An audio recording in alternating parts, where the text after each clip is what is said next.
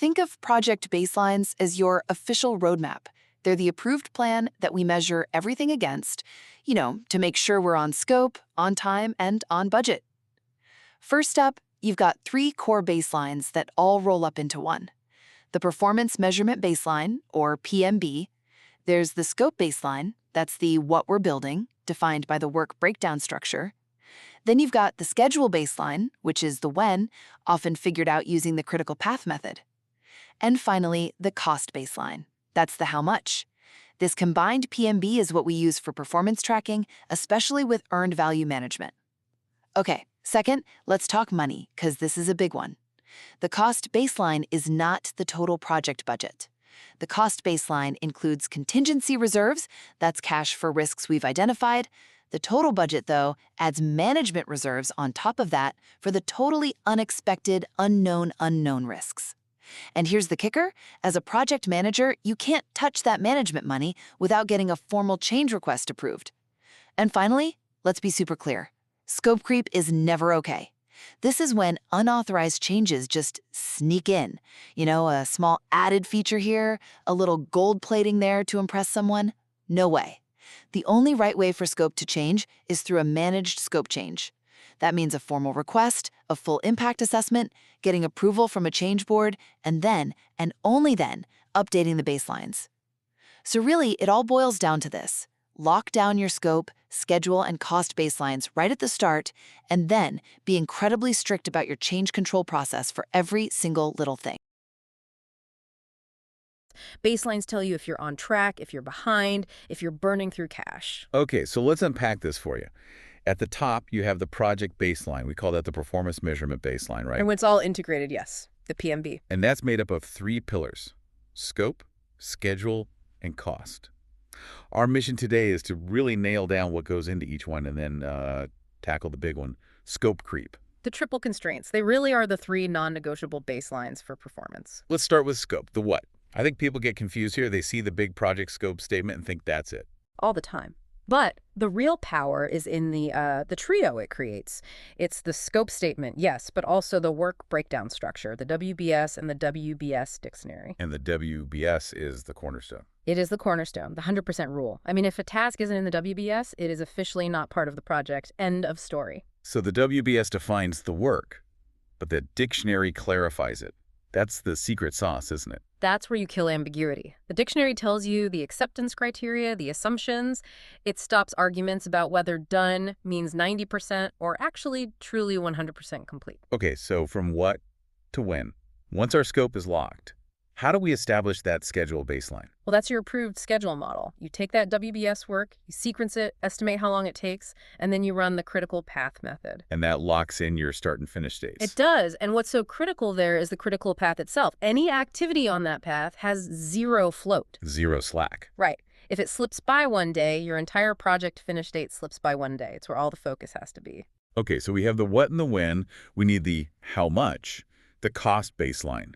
What money is actually in that ruler we measure against? The cost baseline is the sum of all your approved cost estimates, plus one key thing, the contingency reserve. Ah, okay. The reserve for the known unknowns. Exactly. The risks you've already identified in your risk register, like a key supplier might be late, you budget for that possibility. That's a crucial distinction. So the contingency reserve is inside the baseline. But what about the money that's kept outside of it? That would be the management reserve. Right. Think of it this way. Contingency is your spare tire for bumps you expect. Management reserve is, the National Guard. It's for the unknown unknowns. Things you could never have predicted. A massive regulatory change, a global event. The project manager doesn't control those funds, so they sit outside the baseline. It makes the rulers so much clearer. So now we bring all three together. Scope, schedule, cost. That's our performance measurement baseline. Yes. The PMB. It's the single integrated reference you need for earned value management, for real accountability.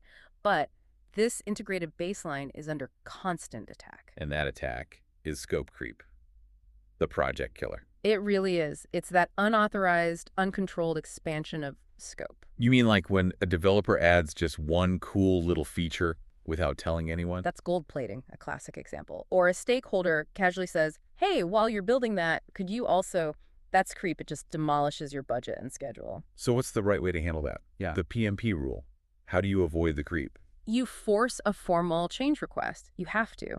You assess the impact on scope, on schedule, and on cost. It goes through integrated change control for approval. And only then do you update the baselines. Only then. If you move the ruler intentionally, it's an approved scope change. It's not creep, it's control. It all comes down to control, doesn't it? 100%. The baselines give you the ruler to measure performance, and change control ensures that ruler only moves when it's supposed to. It's the difference between discipline and pure chaos.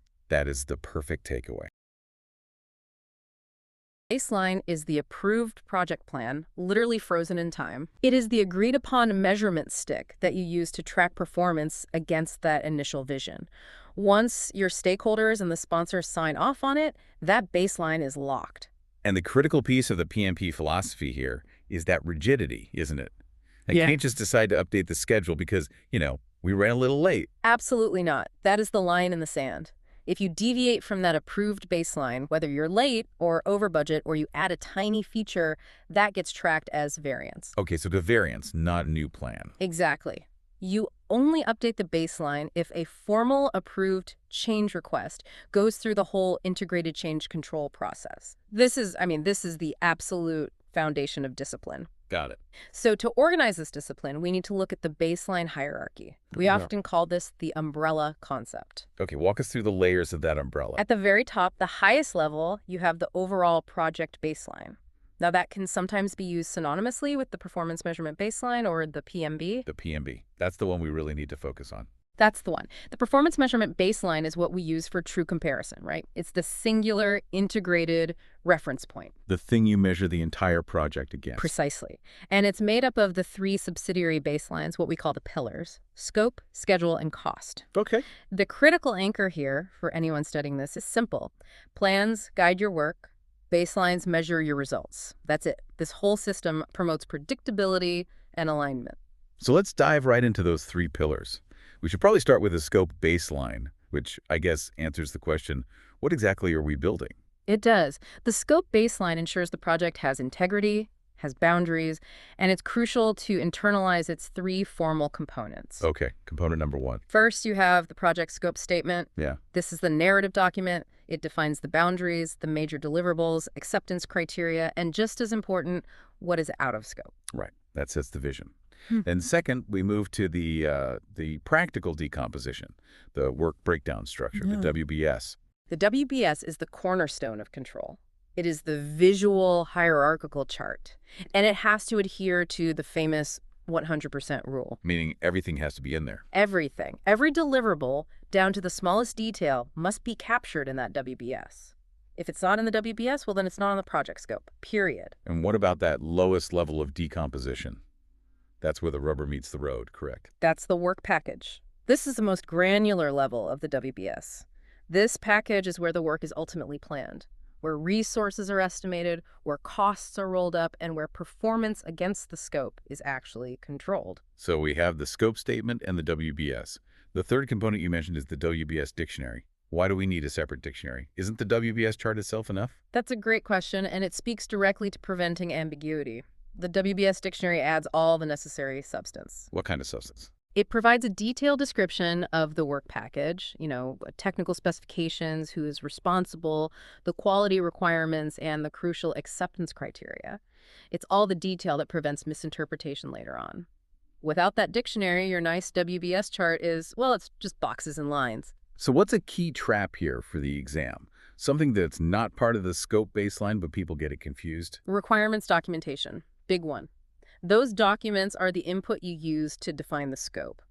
But once the scope is defined and frozen, the final scope baseline is just those 3 things: the statement, the WBS, and the WBS dictionary. It's purely deliverable-oriented, not activity-focused. Okay, that makes sense. So if the scope baseline tells us the what, we move next to the schedule baseline, which obviously answers the when. Right. The schedule baseline is simply the approved project schedule model. This model is built by taking those WBS work packages we just talked about, And breaking them down further. breaking them down into sequenced activities, estimating how long they'll take, and managing all the dependencies between them. And this naturally involves the critical path method, or CPM.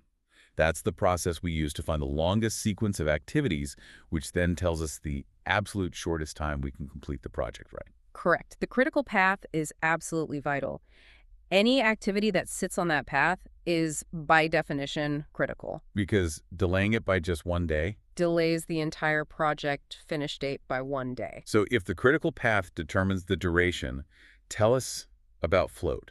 Where does float or slack come into play, and why is that so crucial for managing your resources? Float is your flexibility. Activities that are not on the critical path have positive total float or slack. And that's the amount of time you can delay it. It's the amount of time an activity can be delayed without delaying the project's final finish date.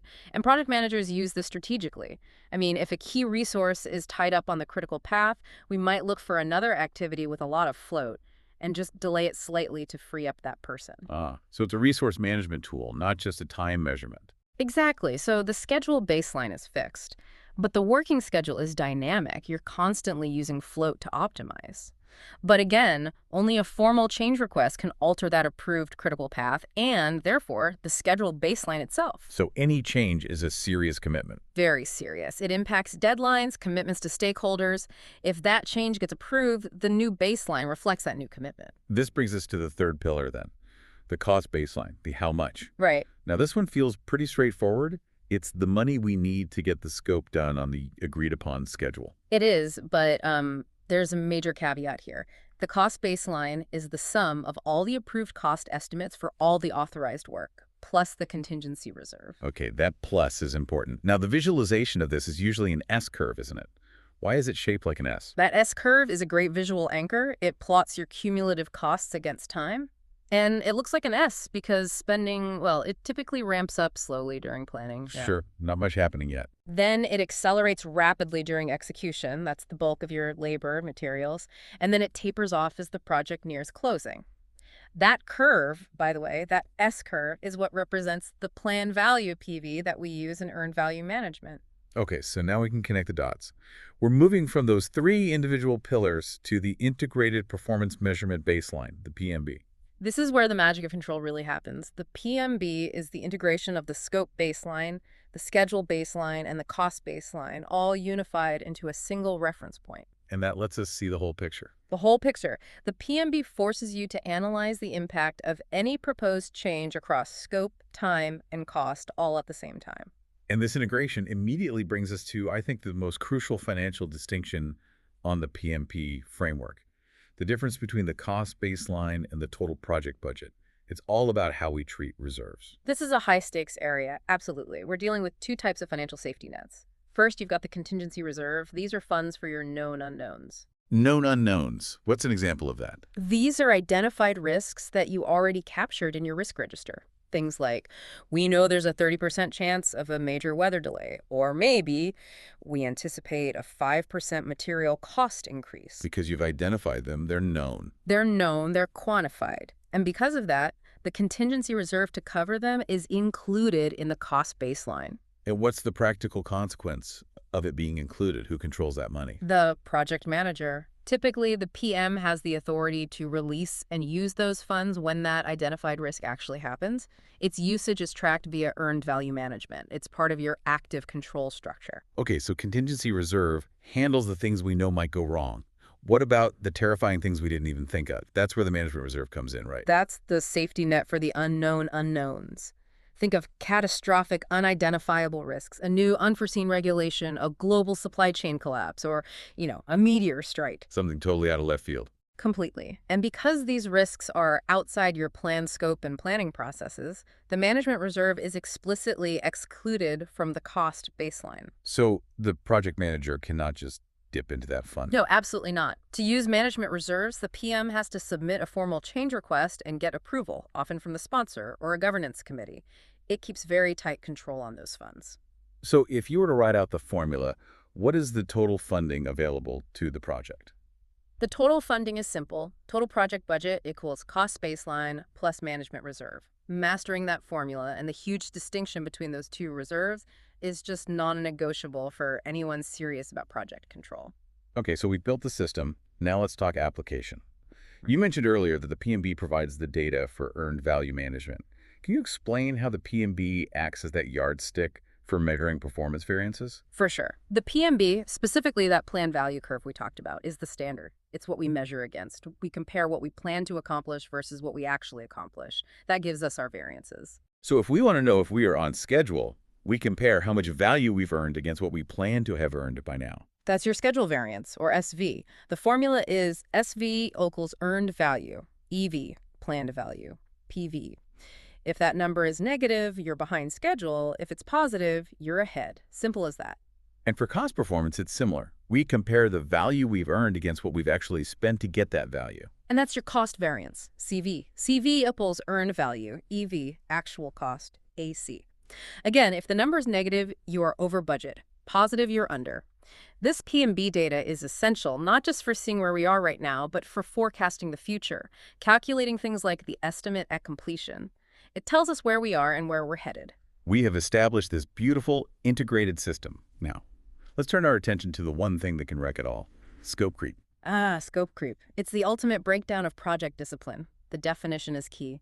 It is the uncontrolled, unauthorized expansion of project scope without any adjustments to time, cost, or resources. And it is almost universally a bad thing. And it so often starts with something that seems harmless. The client says, oh, can you just change the color of that button? It'll take 5 minutes.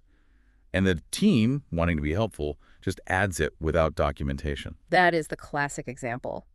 And another insidious form is gold plating. Gold plated? Yeah, that's where a well-meaning team member adds functionality or features they think will impress the customer, even though those features were never requested or approved. But they think they're adding value. They do, but it's still creep because it uses up resources and time that were baselined for something else. So here's a test question then. If a client asks for a small, cost-neutral change, is that still scope creep? Yes. By the PMP definition, absolutely. The intent, the size, the cost of the change, none of that matters. If the change bypasses the formal perform integrated change control process, if it doesn't result in an updated approved baseline, it is creep, and it's bad. It completely undermines your ability to measure performance. So the key distinction is, scope creep is unmanaged and unauthorized. An approved scope change is managed, documented, and it updates the baselines. That's the difference between an amateur and a professional project manager. And the best practice for avoiding it is, well, it's threefold. 1, have a clear, detailed scope baseline. You have to rely on that WBS dictionary we talked about. Okay, a good baseline is defense number 1. 2, a rigorous change control system where formal change requests are mandatory for everything, no exceptions. And 3 has to be the mindset, right? It's all about the mindset. When a request comes in, the project manager doesn't say, yes, I can do that, or no, I can't. The correct disciplined response is always, that's a valuable request. Let's submit a formal change request and assess the impact on our approved PMB before we proceed. That one phrase shows you're holding the line. It demonstrates that you are holding the line defined by your baselines. Yes. That brings us to the synthesis of this deep dive.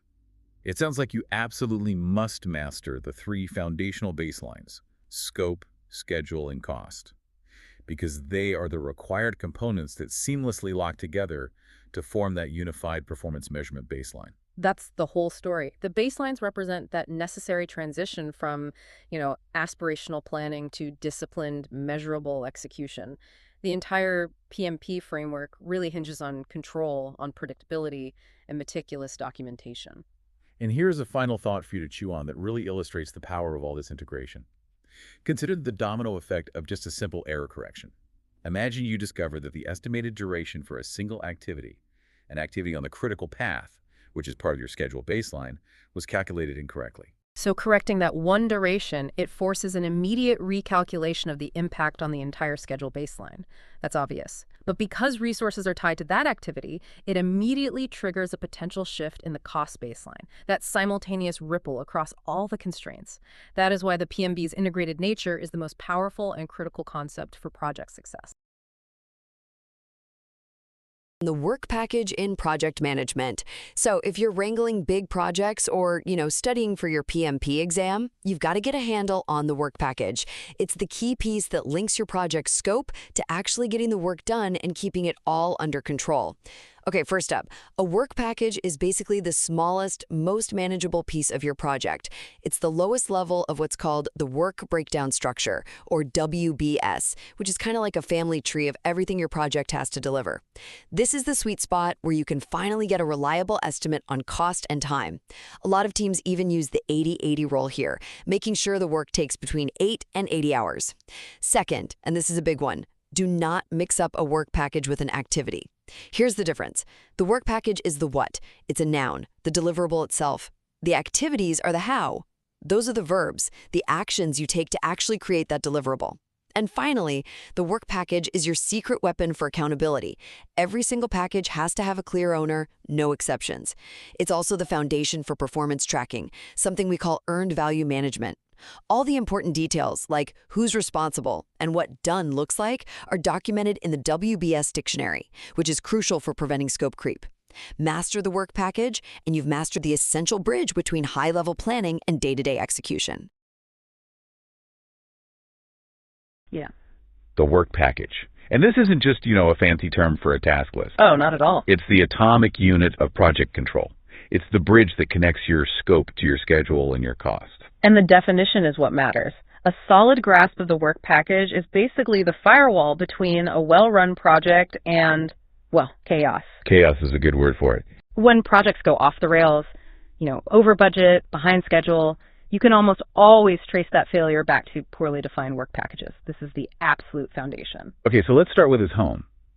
The work package lives at the bottom of the work breakdown structure, the WBS. Mm-hmm. So what is that structure, and why is the work package the place where we finally stop breaking things down?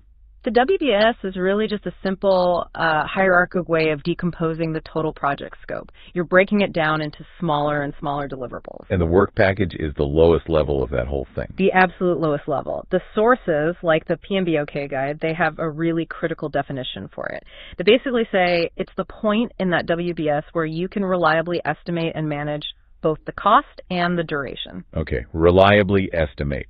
That seems to be the key phrase there. Why is that the qualifier? Because that reliability is everything. It means you stop breaking down the work when you can look at a chunk of it and say, okay, I know exactly who will do this, how long it will take, and what it will cost. If you can't do that, it's not a work package yet. It's not. It's too vague. You have to go one level deeper. So it's deliverable oriented. Let's use that house building analogy. Mm-hmm. If the big deliverable is foundation, what's a WP under that? Sure. So you've got the project, then the phase, let's say construction, then the major deliverable foundation. A work package might be pour and cure concrete slab. Okay, that's tangible. It's a discrete, tangible output. It has a clear start and end. You can assign it to a single team. And the output, the cured slab, can be verified. And this leads right into what you call the firewall, the 100% rule. This is probably the most important concept in all of scope management. The 100% rule says that the sum of all the work and the child elements, so all the work packages, has to add up to 100% of the work of their parent. So there's no wiggle room. None. It enforces absolute completeness, which means if you suddenly think of something, a new test, a piece of documentation, anything, and it doesn't fit into an existing work package. But it is formally outside the project scope. Exactly. That's your control. Any new work has to go through a formal change request to update the WBS. If you're doing work that isn't in a box on that chart, you're basically causing scope creep. That's a powerful idea. It's not just a plan, it's a control document. Okay, so zooming back out. If the work package is the bottom, what's the crucial layer just above it? The one that pulls it all together for management. That would be the control account, the CA. Right. This is a management point where you roll up multiple work packages, usually related by team or by phase. And the critical thing here is that the control account is where you integrate scope, budget, and schedule. Yeah. Why is that integration point so important for, say, senior leadership? Because a senior manager doesn't want to review 500 individual work package statuses every week. Of course not. They need an aggregated view. The CA is specifically the intersection point for performance reporting, especially for earned value management. It turns all that tactical on-the-ground work into strategic metrics they can actually use. So the performance gets aggregated up, but the detail, all the important instructions and metadata, that has to live somewhere at the work package level, right? It does, and that's the job of the WBS dictionary. The dictionary. Yeah, the WBS chart is just a list of ingredients. The dictionary is the detailed recipe card for every single one. Let's talk about what's on that recipe card. The sources point out a few really powerful items. First, this thing called the Code of Accounts Identifier. Sounds bureaucratic. It sounds it, but it's vital. It's basically what turns a task on your project plan into, a real line item in the company's accounting books. It links the work directly to the finance system for perfect cost tracking. And accountability is another one, the responsible owner. Absolutely. One name, one person accountable. But maybe the most important detail for getting work done right is the acceptance criteria. Okay, explain that. This defines done. It's the quality metric. So the WBS might just say, complete the design. The acceptance criteria in the dictionary would say, all design files signed off by the regulatory body and tested against functional requirements 1.1 and 1.2. Without that, things just drag on forever. Endlessly. And when you put all three of those things together, the scope statement, the WBS chart, and that detailed WBS dictionary, that's it. That's your official scope baseline. It's the contract. Okay, so let's get into the practical side of this. Sizing. Everyone struggles with this. When you're decomposing the project, how small is small enough without, falling into micromanagement? The rule is you stop when the work is defined enough for control. We look for three things. Is it estimable? Can we budget it? Is it manageable? Can we assign a clear owner? And is it measurable? Does it have a verifiable result? And to make that practical, there's a heuristic people use, right? The 880 rule. Exactly. It's a great rule of thumb. Yeah. The idea is a work package shouldn't require less than 8 hours of effort or more than 80 hours of effort. Okay, let's break that down. Why the lower limit? Why not a 1-hour work package? You could, but the administrative overhead, the paperwork to plan it, track it, report on it, close it out, it becomes more expensive than the work itself. Right. You bundle those tiny tasks into activities underneath the work package. Got it. Now the upper limit, 80 hours. That's about 2 work weeks. What happens if I let a work package run for, say, 500 hours? That 500-hour task is a huge risk. It's a black box. If the team starts on Monday and you ask for a status update on Friday, they might say, oh, we're 20% complete. Which means nothing. I mean, it means absolutely nothing. That 20% might just be gathering requirements. Yeah. The really hard work hasn't even started. You won't know you're in trouble until you're almost at the 500-hour mark. I see. So the 80-hour limit forces frequent objective status updates. Precisely. You're always close to the next finish line. An 80-hour task isn't done. Okay, that's an immediate red flag for management. This ties into the reporting period rule. The idea that a WP should be finishable within 1 reporting cycle. It just makes life so much easier. If you report status monthly and your WPs are sized to finish within that month, you're reporting actual accomplishments. You're saying WP 1.3 is 100% done, not that subjective 90% complete status that just sits there for weeks. This brings us to a huge point of confusion for a lot of people. The difference between a work package and an activity, they seem so similar. They do, and it's a critical distinction. A work package belongs to scope management. It's the lowest level of the WBS. It's a noun. A noun. The deliverable. The deliverable, the thing you are authorized to build. An activity, on the other hand, belongs to schedule management. It's a verb. The action needed to create the noun. Exactly. If the work package is install the second floor bathroom door, that's the deliverable. The activities are the verbs. Measure frame, cut hinges, hang door. And the sequence is rigid. You define the WPs, the nouns first. Then you break them down into activities, the verbs. Right. And that's why work packages themselves don't have dependencies. You don't put finish to start logic on a WP. You put it on the activities underneath. The WBS is hierarchy, not sequence. That is a really elegant split.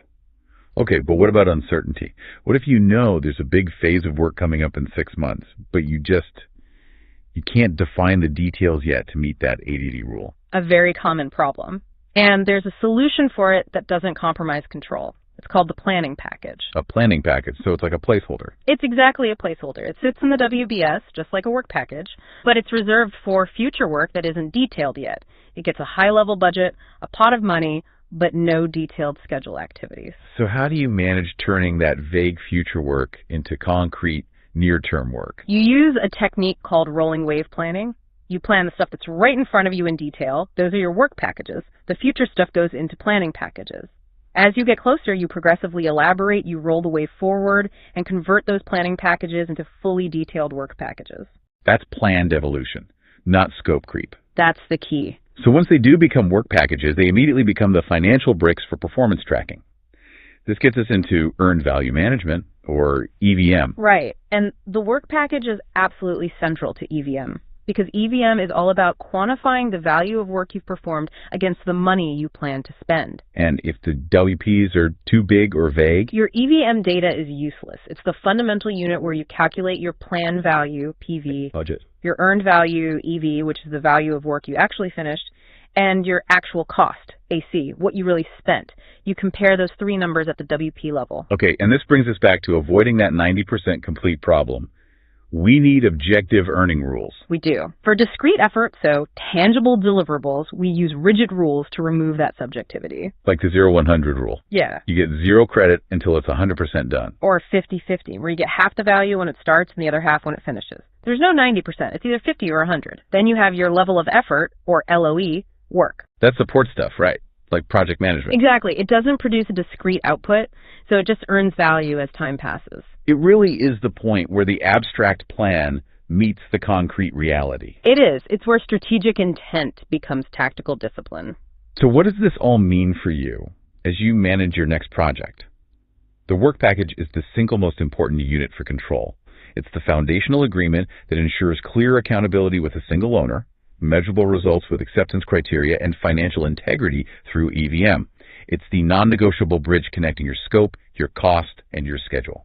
And maybe a final thought here on discipline. That 100% rule, it means work not in a work package, literally doesn't exist in your project. That gives you absolute control, which is essential. But, and this is the hard part, it demands relentless adherence to the process. If your team finds a brilliant new way to do something on the fly, you can't just do it. You have to update the plan? It has to be documented, put into a new work package, and approved through a formal change request. It can feel tedious, but that discipline is what prevents budget overruns and scope creep. So the question to ask yourself is, when your project hits those inevitable unexpected tasks,